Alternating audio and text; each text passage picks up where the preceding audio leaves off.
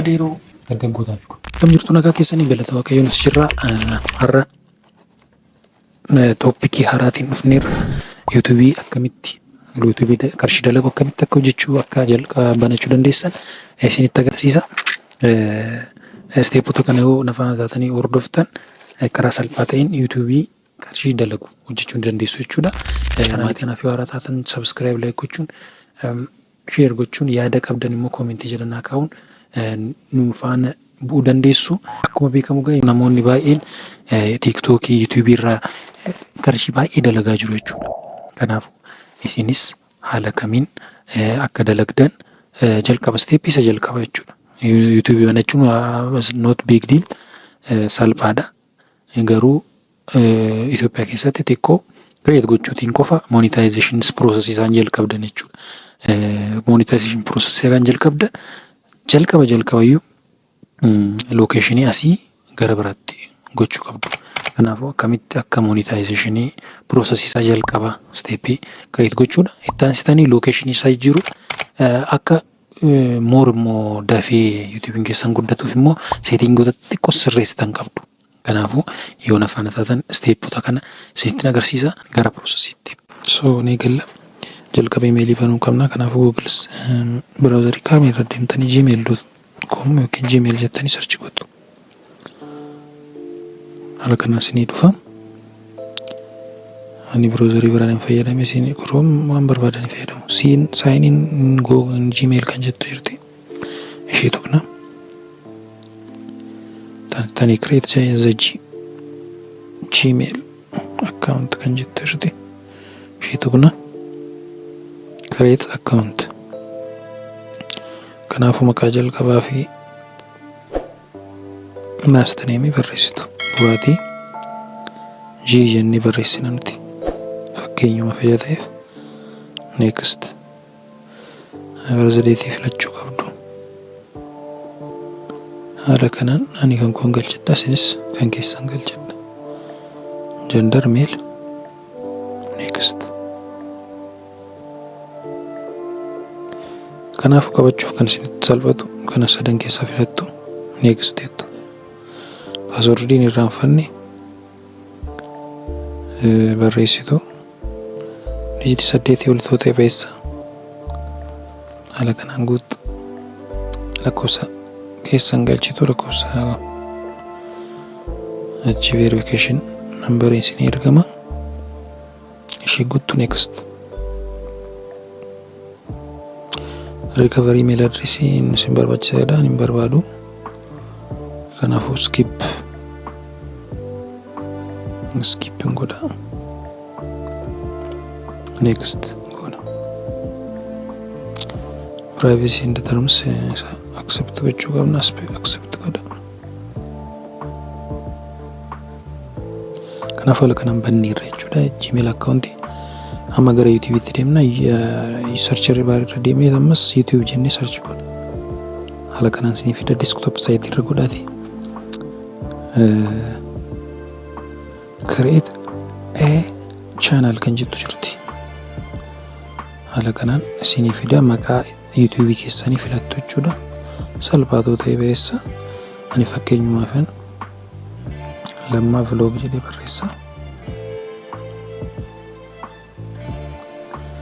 So create jenna jechuudha. Create channel jenna jechuudha.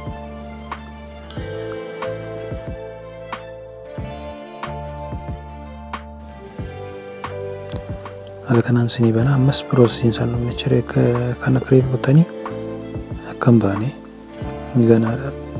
Create gochuu qofa miti settingoota sirraantu jiru. Kanaaf haala kanaan nu baneera channeliin haaraan kanatti nu baneera jechuudha. Gara maata deemnee maqaa keessan argitan L jettu tuqnee gara YouTube Studiotti deemna jechuudha. YouTube Studio achi welcome to YouTube channel studio jedheera. Kanaafuu continue jenna. So amma monetization process isaa jalqabna jechuudha. Step jalqaba ishee $1 fakkaattu simboolii daayin $1 fakkaattu kuna argitanii monetization is not eligible in your country jedha. Kanaafuu Itoophiyaan eligible miti jechuudha. Kanaaf jijjiiruu qabna. Gara Kenya, United States namna waan barbaadan gochuu dandeessu rakkoon qabu. Ani Keniyaan jedhee amma iddoo kanatti keyword chaanalii keessan faana deemutu barreessitanii natti tola. Achumaan isinitti agarsiisaa jedheera. Actually amma fakkeenyaaf Oro vlog ani amma chaanaliin kun vlogidha jedhee yaadiif Oro vlog YouTube channel YouTube Oromo TikTok mana bakka keywordota jiran jettanii yaaddan relativeedha jettanii yaaddan barreessitu account keessan dafee guddata jechuudha. Haala kanaan search naa godhamu akkasiin dhufuuf haala kanaan barreessitu jechuudha. Wanta isin topic keessan faana deemu channelii keessan faana deemu argitanii amma monetization process isaa argitanii very on sini godheera jechuudha. Amma isin dhumni gara emailitti deemneet emailii keenya verify goona jechuudha. Step 2 jira. Verify gochuu qabna. Next.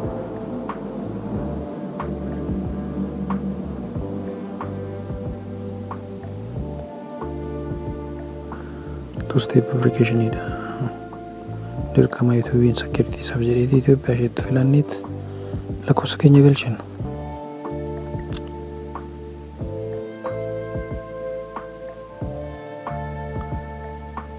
So adda lakkoofsa galchannee booda next inna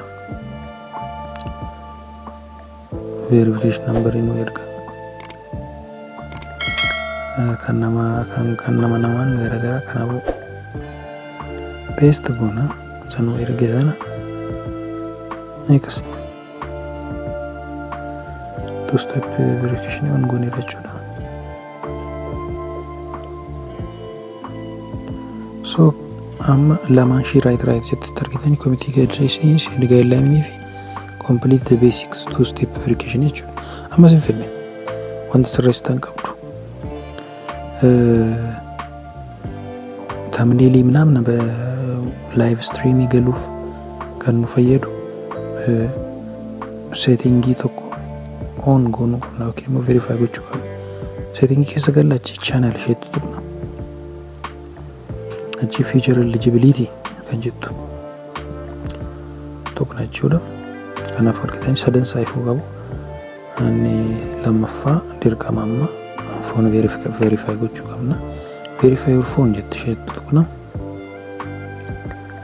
Dirqama jechuudha. Deegaa 15 video post gochuu dandeessa. Thumbnail gochuu dandeenya. Kanaaf nu fayyada. Dirqama jechuudha.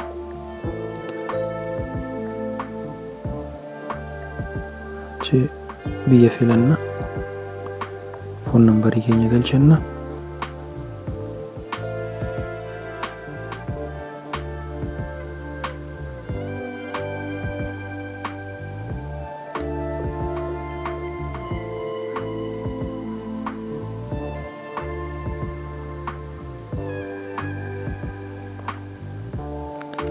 So koodii keenya dijitii 6 nu ergu isa galchanna. So phone verify nu ta'eera jechuudha. Kanaafuu thumbnailii video deeqa 15 ol akka upload goonu kan nu fayyadu settingii murteessaadha. Kanaafuu isaan ifaniiru jechuudha.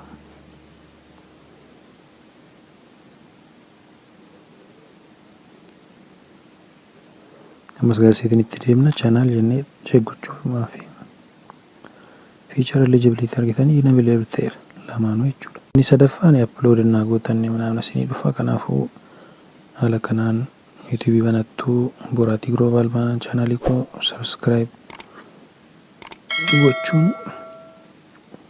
maatii ta'a. Galatoomna.